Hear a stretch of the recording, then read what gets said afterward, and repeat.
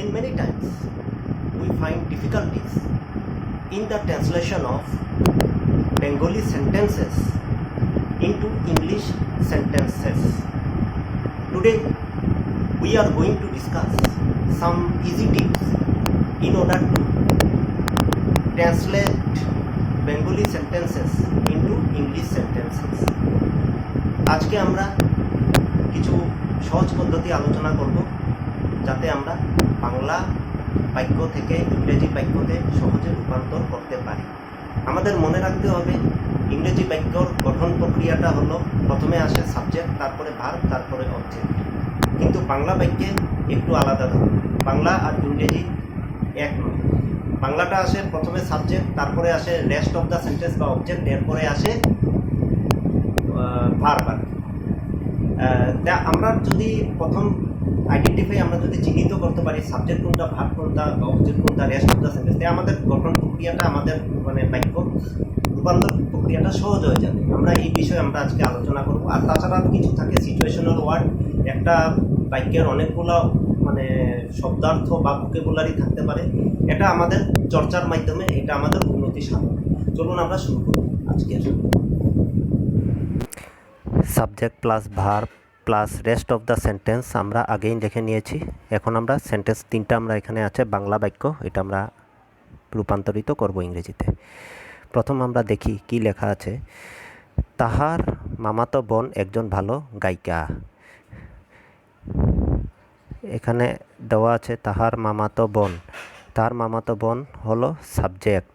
আমরা লিখি his cousin, এটা হলো সাবজেক্ট। ঠিক আছে, তারপরে আমরা দেখি বায়ু ভিন্ন মানুষ বাঁচিতে পারে না। এই পুরো বাক্যটিতে সাবজেক্ট আমরা আগে দেখে নিই। সাবজেক্ট কোনটা থাকবে এখানে? মানুষ।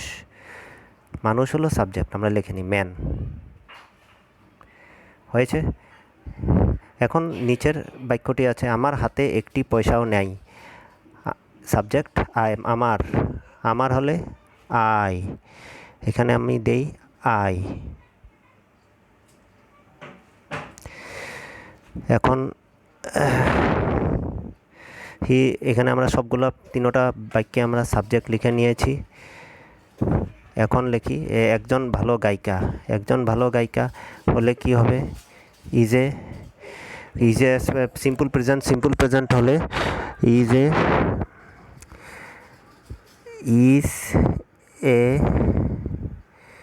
আচ্ছা, আমরা এটা পরে দেব। এখানে রেখেছি করিতে পারে না। পারে না মানে ক্যান নট। আমরা শুধু ভার্বগুলো এখন লিখে নিই, পিছন থেকে আগে যাওয়া। এটা ভার্বটা আগে লিখে নিই, ক্যান নট। তারপরে আমরা দেখি আমার হাতে একটি পয়সাও নাই। নাই মানে এখানে ভার্ব। নাই মানে have no, I have no. এখন হয়ে গেল সাবজেক্ট ভার্ব, দুটা হয়ে গেল। এখন রেস্ট অফ দ্য সেন্টেন্স আমরা লিখবো, আর রেস্ট অফ দ্য সেন্টেন্সগুলো দেখে আমরা করব। এইটা হ্যাভটা হলো এখানে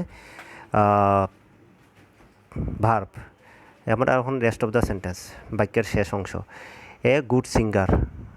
cousin, his cousin is a good singer. ঠিক আছে, সিম্পল প্রেজেন্ট আছে, ইজ হয়েছে এই জন্য। প্রায় ভিন্ন মানুষ বাস করিতে পারে না। ম্যান ক্যান নট লিভ মানে বাস, আর ভিন্ন উইদাউট এয়ার। ঠিক আছে, কত সোজা, এত ওখানে কঠিন কিছুই নাই। তারপরে আমার হাতে একটি পয়সাও নেই। I have no money. পয়সা মানে মানি। পয়সা আমরা জানি পেনিও হয়, কিন্তু এখানে আমরা মানি বুঝাবো, টাকার কথা এখানে বলা আছে। আই হ্যাভ নো মানি, একটি হাতে একটিও মানে ইন হ্যান্ড। এখন আমরা আরও তিনটা বাক্য। বঙ্গদেশ তাহার বীর সন্তানদের জন্য গর্বিত। এখানে সাবজেক্ট কোনটা? বঙ্গদেশ। বঙ্গদেশ আমরা লিখি, ইংরেজি কী হইব? বেঙ্গল। বি গর্বিত। গর্বিত হলো এখানে ভার্ব। ঠিক আছে, ক্রিয়া আর কি। তাহলে কি গর্বিত মানে Bengal is proud.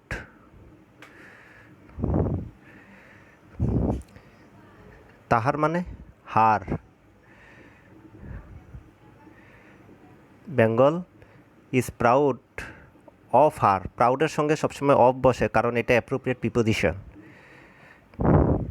Bengal is proud of her heroic, বীর মানে হিরোইক, চিলড্রেন, সন্তানদের মানে চিলড্রেন, যেহেতু প্লুরাল ফর্ম চিলড্রেন হয়েছে। ঠিক আছে।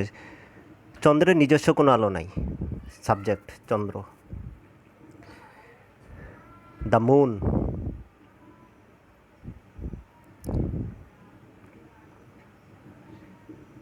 এটা ক্যাপিটাল লেটারে এম দিয়ে দিয়েছিলাম, এটা স্মল দিয়ে দিই। দ্য মুন, এখানে ভার বলো নাই। ঠিক আছে। নাই মানে দ্য মুন হ্যাজ ন, নাই সবসময় হ্যাজ ন হবে, এই কথাটা মনে রাখতে হবে। নিজস্ব আলো নাই, আলো মানে light. The moon has no light of,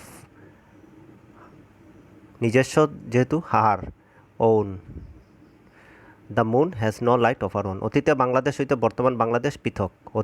অতীতের বাংলাদেশ হইতে বর্তমান বাংলাদেশ, আমরা সাবজেক্ট এখানে বর্তমান বাংলাদেশ পাই, তো এইটা আমরা লিখি কী হবে, দ্য বেঙ্গল অফ টুডে, বর্তমান বাংলাদেশ যেহেতু, দ্য বেঙ্গল অফ টুডে। এটা সাবজেক্ট আমরা পেয়ে গেছি। এখন পৃথক হলো, আমরা এটা পারবো ভার্বের এটা পৃথক। ঠিক আছে। ডিফারেন্ট, ইজ ডিফারেন্ট হবে, ইজ ডিফারেন্ট, এটা মেন ভার্ব, ওইটা অক্সিলারি ভার্ব। ঠিক আছে। যেহেতু সিম্পল প্রেজেন্ট, এই জন্য আমরা ইজ এখানে বসালাম। The Bengal of today is different.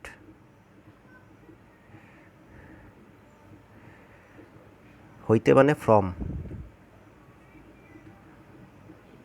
The Bengal of past, অতীত মানে পাস্ট। এখানে ডিম এখানে ডজন হিসাবে বিক্রি হয়, এখানে সাবজেক্ট হলো ডিম, এক্স, বিক্রি হয়, এখানে ভার্ব হবে আর সোল্ড, এটা প্যাসিভ ফর্মে হবে, ভয়েস একটু জানার থাকতে লাগবে, এই জন্য আমরা আর সোল্ড দিয়েছি। হ্যাঁ, বিক্রি হয় আর সোল্ড। ইন ডজন, সোল্ডের সঙ্গে সবসময় ইন বসে, কারণ এটাই প্রিপোজিশন। সরি, আমি একটু এখানে লিখতে গিয়ে একটু ভুল করে দিয়েছি, এটা ইন হবে। ডজনস, হেয়ার, হেয়ার হলো এখানে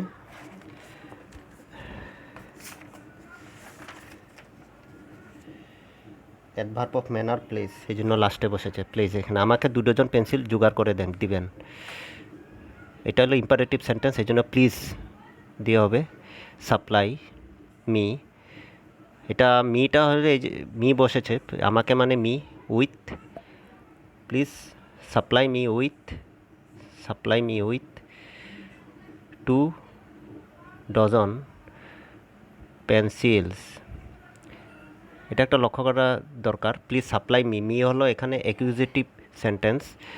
এটা আমরা আমি চার্ট একটা দিচ্ছি, এই চার্টটা একটু দেখে নিলে পরিষ্কার হয়ে যাবে মি কেন এখানে বসলো। ইম্পারেটিভ সেন্টেন্স তো এই জন্য, এই অর্ডার, সাজেশন এগুলো থাকলে ইম্পারেটিভ সেন্টেন্স। এখানে আমরা একটু দেখা যাক, first person I, we, the person speaking, যে বলে, second person you, third person he, she, it, they. আমরা আগে যে বলেছিলাম মিটা কেন হলো, এটা হলো ফর্ম অফ পার্সোনাল প্রনাউন্স। প্রনাউন্সের এটা বিভিন্ন ধরন। নমিনেটিভ হলে আই, উই, ইউ, যেরকম I am a boy, you are a girl, we have car, এইটা এরকম যদি সেন্টেন্স থাকে তাইলে এটা নমিনেটিভ কেস হয়। অ্যাকুজিটিভ মানে অবজেক্ট অফ দ্য ভার্ব, যেরকম ওখানে আমরা সেন্টেন্সটা যেরকম পেয়েছিলাম, এখানে মি কেন হয়েছে আমরা উত্তরটা পেলাম, প্লুরাল ফর্ম হলে আস হয়। তারপরে এখানে দেখি পজিটিভ কেস, মাই, মাইন, আওয়ার, আওয়ার্স, ইয়োর্স, এইসব যদি থাকে এটা পজিটিভ। পজিটিভ মানে যেটাকে যেরকম মানে পজেস করা, যেরকম it is my pen, it is our duty, it is our duty, এরকম টাইপের যদি সেন্টেন্স থাকে তখন এটা পজিটিভ কেস, মানে এটা একটু পজেস করা আর কি, ধারণ করা। হ্যাঁ, তারপরে নিচেও এরকম দেওয়া আছে থার্ড পারসন মেসকুলিন ফেমিনিন, এটা একটু দেখে নিলে হলো। তে এখানে আশা করি কোনো সমস্যা নেই। তোমার ক্ষমতার অপব্যবহার করা উচিত নয়। তোমার এখানে সাবজেক্ট, ইউ, অপব্যবহার করা উচিত নয়। উচিত নয় এখানে ভার্ব, ইউ শুড নট।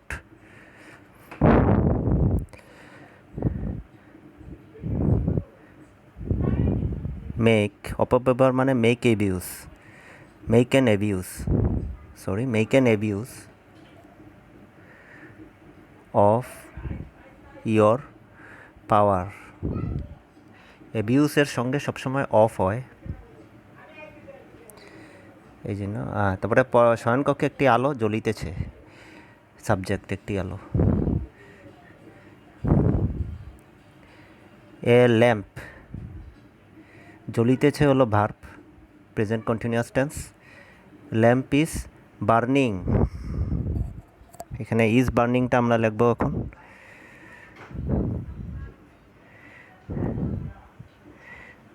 শয়নকক্ষ মানে bedroom, in the bedroom, burning in, ভিতরে যে যখন বলেছে শয়নকক্ষে চলে। Thank you.